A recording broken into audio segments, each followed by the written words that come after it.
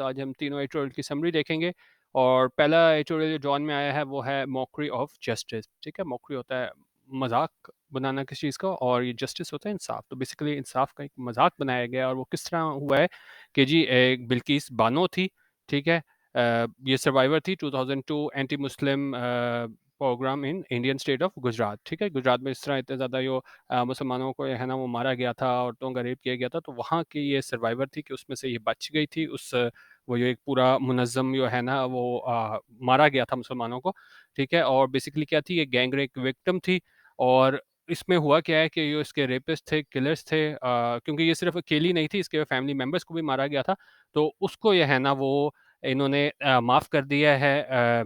ठीक है, और उसको मतलब वहाँ पे मिठाई खिलाई गई और फूलों के हार पहनाए गए इसके जो भी परपेट्रेटर थे जिन्होंने इसके साथ जुल्म किया था। तो इस तरीके से ये कह रहे हैं कि एक ऐसी औरत जिसके साथ रेप किया गया, उसके फैमिली मेंबर्स को मार दिया गया और उनके जो कत्ल करने वाले थे, उसके साथ रेप करने वाले थे, उसको जब इस तरीके से वो छोड़ा गया, तो वो बिल्कुल ऐसा ही है कि आप क्या है, इंसाफ का मज़ाक बना रहे हो।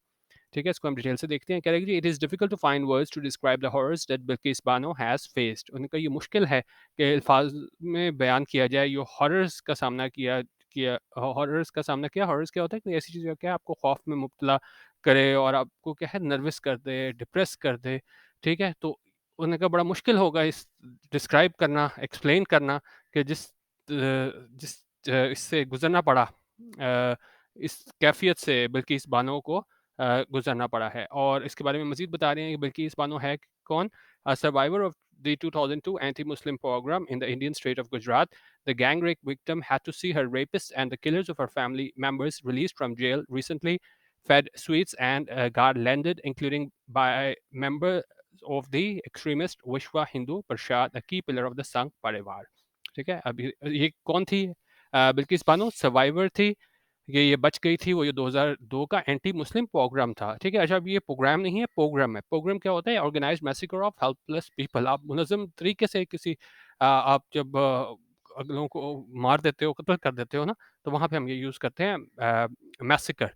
ठीक है, तो जिस तरीके से यहाँ पे मुसलमानों को मारा गया था, कहाँ पे? इंडियन स्टेट ऑफ गुजरात में। और ये क्या थी? गैंग रेप विक्टिम थी, यानी इसका गैंग रेप हुआ था और उसको देखना पड़ा, हैड टू सी हर। ये उसके रेपिस्ट थे, रेप करने वाले, and the killers of her family members. ठीक है, क्योंकि इसके साथ रेप हुआ था लेकिन इसके फैमिली मेंबर्स से उसको मार दिया गया था और इसको ये देखना पड़ा बिल्किस बानो को कि उसको वहाँ से रिलीज़ कर दिया गया जेल से रिसेंटली, हाल ही में। फेड स्वीट्स, उसको मिठाइयाँ खिलाई गई, गार्लैंडेड, फूलों के हार पहनाए गए।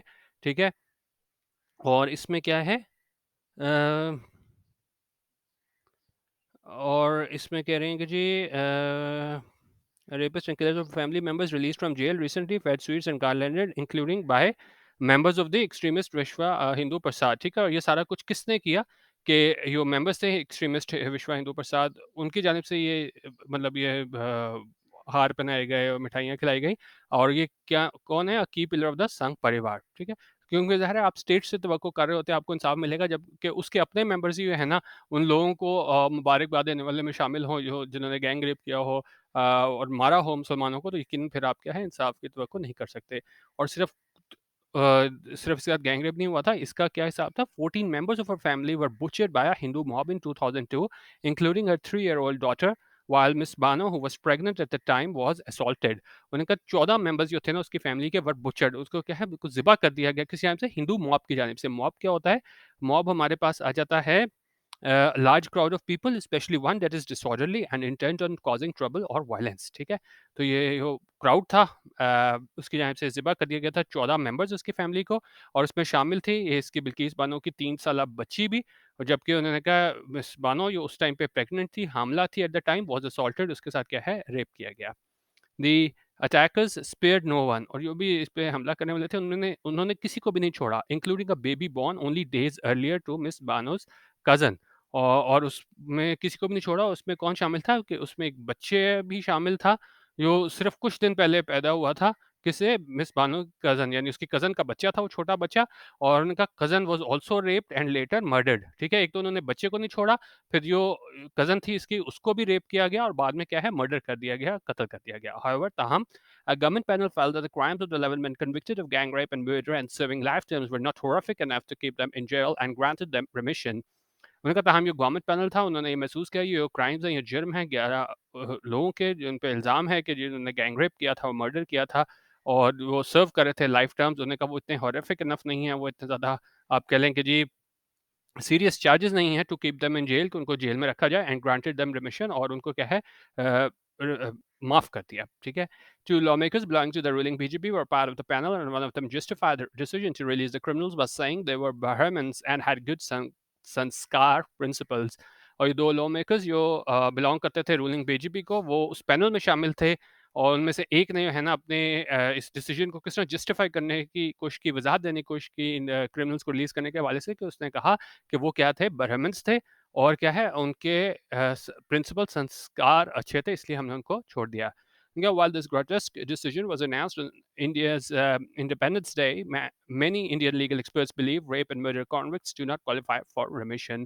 उनका ये जो ग्रेटेस्ट डिसीजन था, ये बड़ा स्ट्रेंज अनप्लेजेंट डिसीजन था कि भाई ये एक ऐसे लोग जिन्होंने है ना वो एक इस औरत की 14 फैमिली मेम्बर्स को मारा हो गया हो, इससे रेप किया गया हो, इसके कज़न को रेप के बाद कत्ल किया गया हो, बच्चे को भी ना छोड़ा गया हो, तो ऐसे घिनौने आप कह लें कि जी जुर्म को भी है ना वो छोड़ दिया गया।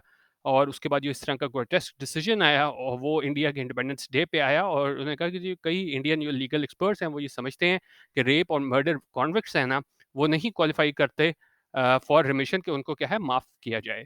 अच्छा, उन्होंने कहा कि जी the only positive aspect to this appalling tale is that thousands of Indians have protested against a gross miscarriage of justice. उन्होंने कहा वाहिद जो मस्बत पहलू ये है ना इस अपॉलिंग टेल का, अपॉलिंग क्या होता है, कुछ इज़ वेरी बैड, ऑफुल, ठीक है, ये ऑफुल जो हमें ये सारा कहानी अब आपको बताइए किस तरीके से इस औरत के साथ हुआ, इसके फैमिली मेंबर्स के साथ हुआ।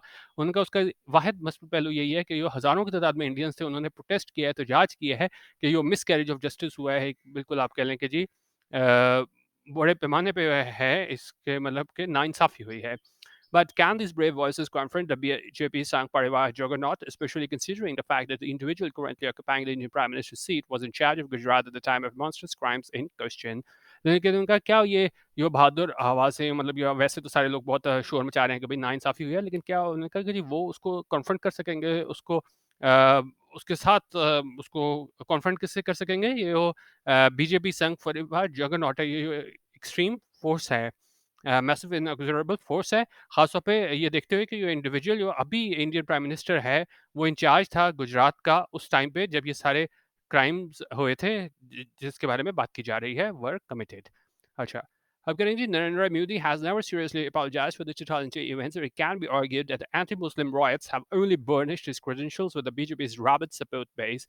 और उनका नरेंद्र मोदी ने कभी भी अपोलोजाइज़ नहीं किया है, माफ़ी नहीं मांगी है 2002 के इवेंट्स के लिए, और ये इस बात पे बहस की जा सकती है कि जो एंटी मुस्लिम राइट्स थे, मुस्लिम कुछ फसादात थे, वो उसने सिर्फ क्या किया है, have only burnished his credentials. Burnish होता है कोई चीज़ जो है ना आपको आपका पब्लिक के बीच बेहतर करने में मदद करे, क्योंकि जिस तरह वहाँ कट्टर हिंदू होते हैं, वो ज़ाहिर है जब मुसलमानों पे जुल्म होता है तो वो बड़े इस चीज़ पे आपको चीज़ ऊपर ले जाती है, ये चीज़ आपके खिलाफ नहीं जाती। तो उन्होंने कहा ये वो एंटी मुस्लिम राइट्स थे, इसने सिर्फ इसका जो पब्लिक इमेज था वो बेहतर किया मोदी का, और इसके क्रेडेंशियल्स को ये है ना वो आगे लेके गए। ठीक है, क्रेडेंशियल्स क्या होते हैं, क्वालिफिकेशन अचीवमेंट, ठीक है, तो मतलब इसकी बहुत बड़ी अचीवमेंट थी के तौर पे देखा गया कि ये इसमें मुलविस था हिंदू मुस्लिम राइट्स में, with the BJP's rabid support base. Rabid क्या होता है, जिस तरह आपके फ़नेटिकल व्यूज़ होते हैं, जिस तरह इंडियन वो कहते हैं कि नहीं जी सिर्फ़ हमें ही हक है, हिंदू मत ही जो है ना वो बेहतरीन है। तो वहाँ पे जो है ना इसकी सपोर्ट बेस क्या है, बहुत बढ़ गई इसकी मोदी की। अच्छा, अनफॉर्चुनेटली उनका बदकिस्मती से in today's India the situation is such that even rapists and murderers are offended if their victims are Muslims। अच्छा, मैंने कहा जी बदकिस्मती की बात यह है कि आजकल के इंडिया में सिचुएशन इस नहज तक पहुंच गई है कि यहाँ तक कि रेपिस्ट और मर्डरर्स भी, ठीक है, रेप करने वाले और कत्ल करने वाले भी आर फेटेड। फेटेड होता है कि आपको क्या है ऑनर किया जाता है, आपको बहुत ज़्यादा आपको सराहा जाता है if the victims are Muslims, अगर जो आपके विक्टिम्स हैं वो क्या है मुस्लिम्स हो। दिस बोर्ड्स इल क्या होता है कि कोई आप सजेस्ट करो कि भई आगे क्या होगा, ठीक है? और ख़ास तौर पे ये इस तरह होता है कि आने वाली जो डेवलपमेंट होगी वो क्या है बहुत ज़्यादा अनफ़ेवरेबल होगी, अनवेलकम होगी। उनका this bodes ill for India's Muslims, क्योंकि ज़ाहिर है अब ये जो डिसीजन है, जिस तरह ये सारों को छोड़ दिया गया है, तो ये बोdes इल करता है इंडियन मुस्लिम्स के लिए कि उनको आगे भी कोई उम्मीद नज़र नहीं आती कि हमें कोई इंसाफ़ मिलेगा। जब इतना ज़्यादा प्रोमिनेंट केस उसमें जो है ना, इस औरत को इंसाफ़ नहीं मिला, तो यकीनन ये आने वाले टाइम के लिए है ना ये मतलब अच्छा आप कह लें कि जी साइन नहीं है मुसलमानों के लिए, एज़ वेल एज़ वुमेन, और साथ ही क्या है इसकी ख़वातीन के लिए भी। If the Indian state is serious about upholding justice, then the convicted criminals who assaulted Bilkis Bano and massacred her family members should be sent back to jail. उन्होंने कहा अगर इंडियन स्टेट वाकई सीरियस है कि इस justice को इंसाफ ये ये दिखाने में कि वाकई इस इंसाफ यहाँ पे है उसको क्या है कायम रखना है, then the convicted criminals who assaulted Bilkis Bano, तो वो वाले क्रिमिनल्स जो क्या है कन्विक्टेड थे जिन्होंने रेप किया था बिल्किस बानो का और मैसेकर किया था बड़े आप कह लेंगे जी बड़े पैमाने पे वो मार दिया था, ज़िबा किया था इसके फैमिली मेंबर्स को, should be sent back to jail, उन्हें क्या है वापस जेल भेजना चाहिए। Hindutva trolls may seek to justify the unspeakable crimes committed by their ideological comrades in Gujarat। उन्होंने कहा हिंदुत्व ट्रोल्स हैं हो सकता है वो क्या है जस्टिफाई करने की कोशिश करें, वजाहत देने की कोशिश करें कि जो अनस्पीकेबल क्राइम्स थे जो किए गए थे उनके कॉमरेड्स की जानिब से गुजरात में, बट पीपल ऑफ कॉन्शियस, लेकिन उन्होंने कहा वो लोग वाकई क्या है बाज़मीर हैं, everywhere must speak up against a grave injustice and mete it out to बल्कि इस बानो। लेकिन उन्होंने कहा वो लोग जो क्या है जो ज़मीर रखते हैं उनको क्या है स्पीक अप करना चाहिए, उनको आवाज़ उठानी चाहिए।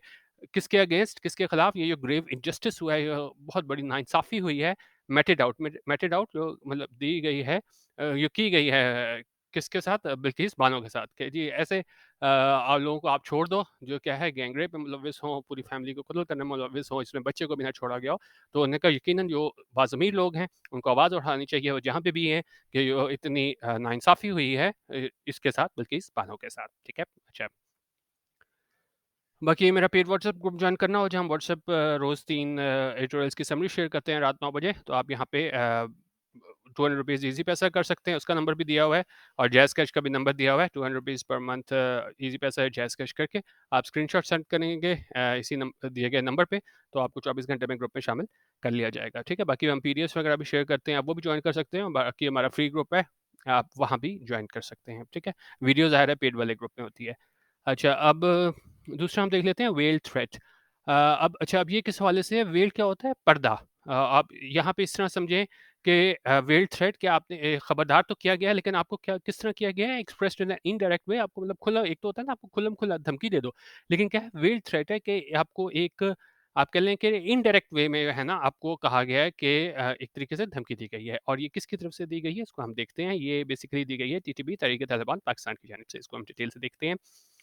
कह रही हूँ जी it is nature of the beast, ठीक है? नेचर ऑफ द बीस्ट का क्या मतलब होता है कोई आपकी essential quality character of something होता है कि मतलब वो चीज़ वही रहनी है। उन्होंने कहा it is nature of beast, those wedded to a life of violence will continue to speak the language of violence which brings them dividends. उन्होंने कहा वो लोग किसी फर्मली किसी चीज़ में बिलीव करते हैं, जिस तरह अगर ये वायलेंस में बिलीव करते हैं टीटीपी वाले, तो वो जारी रखेंगे वही लैंग्वेज इस्तेमाल करना वायलेंस की, अगर उनको इसका क्या है डिविडेंड हो, इसका क्या है फ़ायदा हो। Acha, उन्होंने कहा जी the band Tehreek-e-Taliban Pakistan (TTP), with whom the state has been engaged in stop-start peace negotiations since last year, issued a statement on Thursday warning secular and nationalist groups to desist from leveling allegations against them। उन्होंने कहा जो band Tehrik-e-Taliban Pakistan थी जिसके साथ state जो है ना वो एंगेज करती आ रही है, उससे बातचीत करती आ रही है, स्टॉप स्टार्ट पीस नेगोशिएशंस में कि बातचीत होती है फिर रुक जाती है फिर होती है, कब से? पिछले साल से, since last year issued a statement. तो इस बैंड टीटीपी ने स्टेटमेंट जारी की है, बयान जारी किया है थर्सडे को और उसमें उन्होंने वार्निंग दी है सेकुलर और नेशनलिस्ट ग्रुप्स को कि वो डिसिस्ट करें, बाज रहें एलिगेशंस लगाने से, इल्ज़ामात लगाने से, अगेंस्ट देम उनके खिलाफ इल्ज़ाम लगाने से। और उन्होंने क्या कहा है, declare that these elements are the enemies of Islam and the country. और उन्होंने कहा है कि ये अनासिर हैं वो क्या हैं इस्लाम के दुश्मन हैं और इस मुल्क के दुश्मन हैं। While claiming it did not want to clash with any religious or political party and without specifically naming any offending group, it advised them to not to choose the path of confrontation। और उन्होंने कहा दावा करते हुए कि जी वो नहीं चाहते कोई टकराव किसी भी मजहबी और सियासी पार्टी से, और उन्होंने कहा बगैर कोई स्पेसिफिकली कोई खास तौर पे किसी नाम लिए बगैर किसी ऑफेंडिंग ग्रुप का उसने जो है ना वो तजवीज़ दी है कि वो ना इख्तियार करें पाथ ऑफ कॉन्फ्रंटेशन के एक दूसरे से क्या है आपको मतलब कॉन्फ्रंटेशन क्या होती है एक दूसरे से जब आप क्या उसको वर्ड यूज करेंगे without specifically naming any offending group, it advise them to not choose a path of confrontation, ठीक है? तो मतलब एक दूसरे के आप अगेंस्ट ना हो, ठीक है? More sinisterly it added these parties suffer losses in the past because of their wrong policies. Sinisterly होता है कि जब आप कोई सजेस्ट करते हो और थ्रेटनिंग हार्म और इवल के भाई कोई गलत हो जाएगा, तो उसने ये कहा है कि जी वो पार्टीज है ना उन्होंने सफ़र किया लॉसेस माजी में because of their wrong policies, किस वजह से कि उनकी गलत पॉलिसीज थी उस वजह से। उन्होंने कहा जी no reminders necessary for progressive parties recall those terrible years when the TTP targeted them ruthlessly. उन्होंने कहा कोई रिमाइंडर की जरूरत नहीं है कि प्रोग्रेसिव पार्टीज के लिए कि उनको याद दिलाया जाए कि उन टेरेबल ईयर्स के हवाले से जब टीटीपी ने टारगेट किया था उनको बेरहमाना तरीके से। और उनके कई लीडर्स और सपोर्टर्स जो है ना वो अपनी जानों से उन्होंने हाथ धो बैठा इन अटैक्स में। अब ये बता रहे हैं इसमें कौन कौन शामिल है, इसमें वो बता रहे हैं कि जी among those, singled out was the Awami National Party, which had challenged the expanding influence in the Malakan division of the TTP Swat chapter led by Mullah Fazlullah।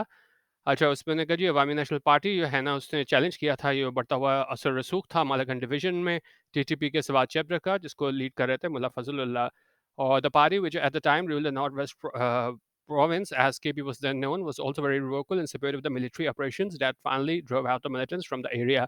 उन्होंने कहा पार्टी किसकी बात हो रही है, एएनपी की। उन्होंने कहा उस टाइम पे रूल कर रही थी नॉर्थ वेस्ट फ्रंटियर प्रोविंस को, NWFP as KP was then known, क्योंकि तब क्या कहा जाता था केपी को, NWFP was also very vocal. वो उन्होंने बहुत ज़्यादा आवाज़ उठाई थी किसकी हक में, सपोर्ट में, ये मिलिट्री ऑपरेशन थे, जिसने आखिरकार जो है ना मिलिटेंट्स को बाहर भगा दिया था उस एरिया से। ANP leaders Bashir Belor, also senior minister in the then KP government, and his son Harun Belor both lost their lives a few years apart in suicide attacks claimed by the TTP। और इनका ANP के leader थे बशीर बिलौर थे, और इसके अलावा जो senior minister थे उस टाइम के केपी गवर्नमेंट के, और उसके जो बेटा था हारून बिलौर, दोनों ने अपनी जानें खो दी कुछ सालों के डिफरेंस से।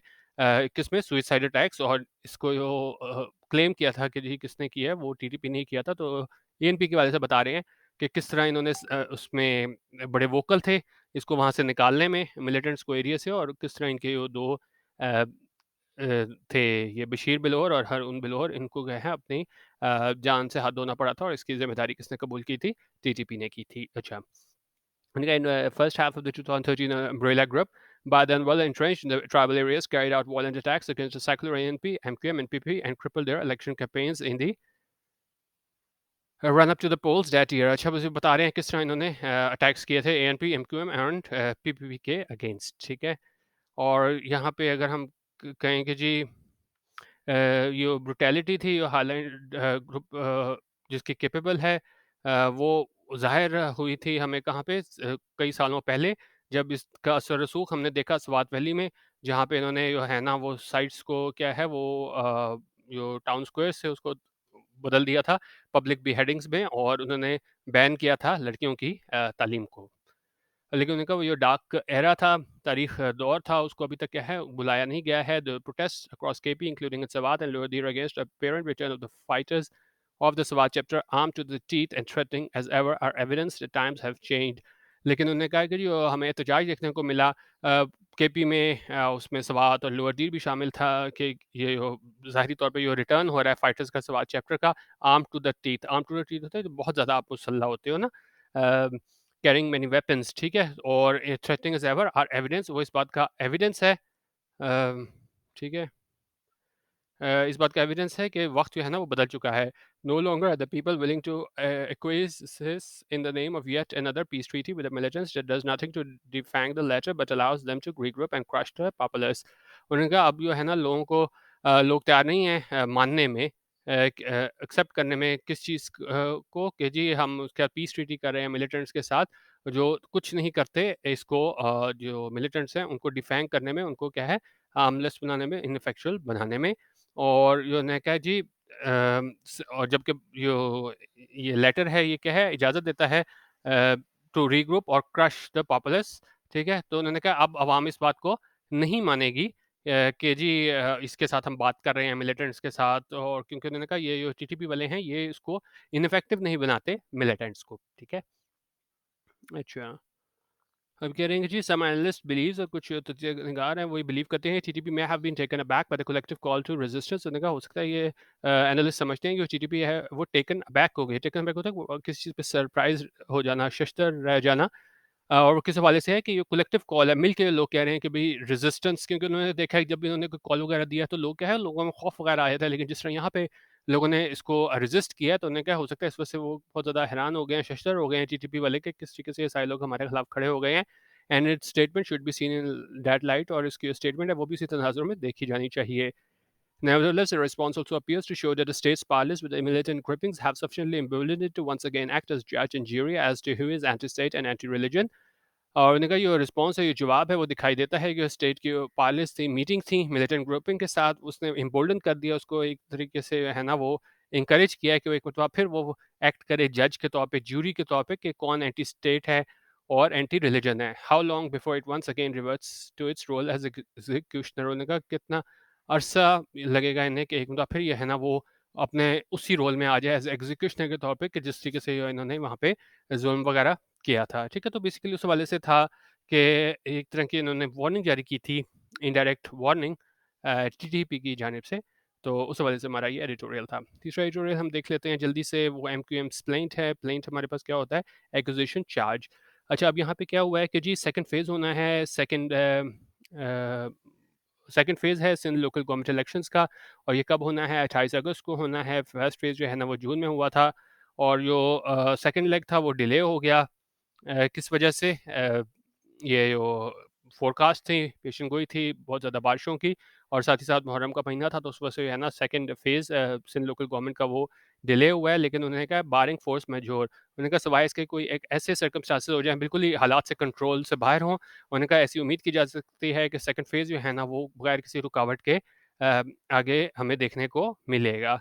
और उन्होंने कहा बहुत अरसे तक जो अर्बन सिंध है, पर्टिकुलरली कराची, वो उन्होंने कहा गैर इलेक्टेड लोकल गवर्नमेंट का रहा है, और उसको क्या है, ब्यूरोक्रेट और पीपीपी लीडर्स रन करते थे एडमिनिस्ट्रेटर के तौर पे।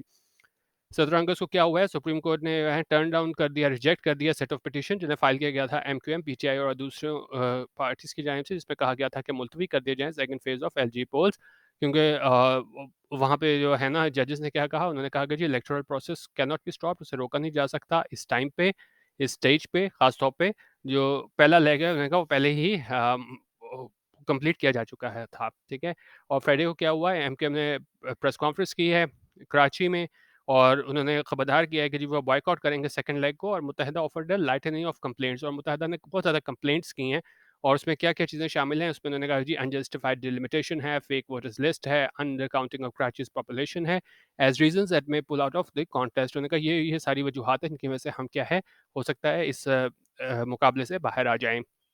The second phase will primarily cover seats in Karachi and Hyderabad, और सेकंड फेज़ बता रहे हैं कौन-सी इलाके कवर करेगा, इसमें कराची और हैदराबाद शामिल हैं। ठीक है?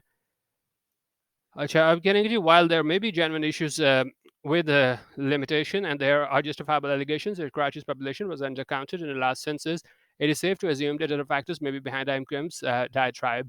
उन्होंने कहा ठीक है, ये बात ठीक है कि वाकई इश्यूज हैं डिलिमिटेशन के भी, और जस्टिफाइबल एलिगेशंस हैं, इल्ज़ामात हैं कि कराची की पॉपुलेशन को अंडर काउंट किया गया लास्ट मरदमशुमारी में, सेंसस में। It is safe to assume, लेकिन उनका ये सेफ होगा इसको एज्यूम करना कि जो दूसरे फैक्टर्स हैं वो भी पीछे हैं इसके एमक्यूएम के डायट्राइब के। डायट्राइब होता है जब आप बड़ा फोर्सफुल अटैक करते हो किसी चीज़ पे, ठीक है, और ये यहाँ पे ये कंप्लेंट कर रहे थे कि ये डिलिमिटेशन के हवाले से, फेक वोटर्स लिस्ट के हवाले से। अच्छा, Kennedy electorally, the party is only a shadow of its former self, thanks to the taming of its armed wing, as well as the splits in the London, Hyderabad, PSP, Farooq Sattar factions. उन्होंने कहा अगर हम सियासी तौर पे देखें ना, तो ये जो पार्टी रह गई है वो सिर्फ क्या है, only a shadow of it's formal self. इसका क्या मतलब होता है कि पहले अगर आप कोई स्ट्रांग वगैरह हो, और बाद में क्या है, वो इतने ज़्यादा स्ट्रांग ना रहे हों, तो उन्होंने कहा अब जो है ना ये सिर्फ shadow of its former self है, यानी कि अब उतनी स्ट्रांग नहीं रही है, thanks to the taming of its armed wing. और वो जो थैंक्स टू मतलब होता है किस वजह से, एक तो इसकी वजह से taming of its armed wing, और साथ ही साथ जो स्प्लिट है, दरार है, London Hyderabad PSP Farooq Sattar faction, उस धड़े वहाँ पे जो हमें क्या है मतलब इख्तिलाफात नज़र आए हैं।